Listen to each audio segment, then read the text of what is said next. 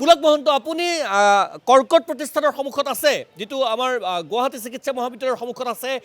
ৰোগীৰ আত্মীয়সকলৰ লগত আপুনি কথা পাতিছে। মই আপোনাৰ প্ৰতিক্ৰিয়া জানিব বিচাৰিম, কি ধৰণৰ পৰিৱেশ এটাৰ সৃষ্টি হৈছে পুলক?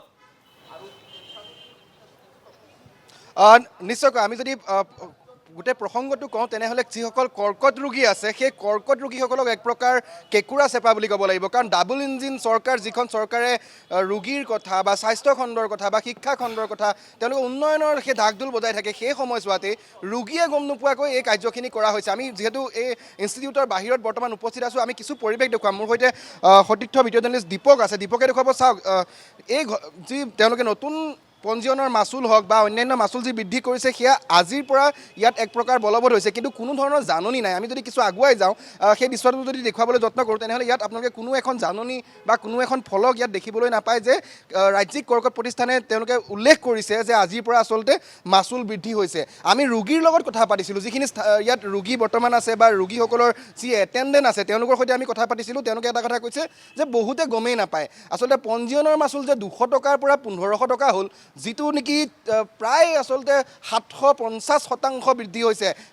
1-2% বুলি নহয়, যিটো মাচুল পূৰ্বতে 200 টকা আছিলে সেয়া এতিয়া 1500 টকা, অৰ্থাৎ 750% মাচুল বৃদ্ধি। কি ভয়াৱহ হাৰত মাচুল বৃদ্ধি হৈছে সেয়া ভাবি চাওক। তাৰ সমান্তৰালে আমি যদি কেবিনৰ কথা কওঁ, তেনেহ'লে কেবিনৰ যি মাচুল আছিলে তাৰ যেতিয়া নতুন মাচুল যি হৈছে সেয়া প্ৰায় 50% বৃদ্ধি হৈছে।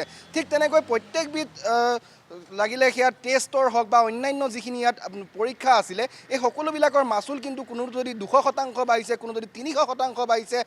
আটাইতকৈ যিটো হায়েষ্ট বৃদ্ধি হৈছে বুলি ক'ব লাগিব সেইটো হৈছে ইয়াত আহি পঞ্জীয়নৰ মাচুল। 200 টকা আছিলে 1500 টকা হৈছে, 750% বৃদ্ধি হৈছে। কিন্তু ৰোগীসকলে এই মুহূৰ্তলৈকে গম নাপায়। গৰিষ্ঠ সংখ্যক ৰোগীৰ সৈতে আমি ইয়াত কথা পাতিছিলোঁ, তেওঁলোকে কেমেৰাৰ সন্মুখত কথা ক'বলৈ এইবাবে ভয় কৰিছে বা তেওঁলোকে বিচৰা নাই, কাৰণ তেওঁলোকৰ ৰোগী ভিতৰত চিকিৎসাধীন হৈ আছে। সংবাদ মাধ্যমৰ আগত তেওঁলোকে মন্তব্য প্ৰকাশ কৰিব, তাৰপিছত তেওঁলোকৰ ৰোগীৰ লগত কিছু বেয়া ব্যৱহাৰ হ'ব, তেনেধৰণৰ তেওঁলোকে আচলতে ভয় বা শংকা কৰিছে।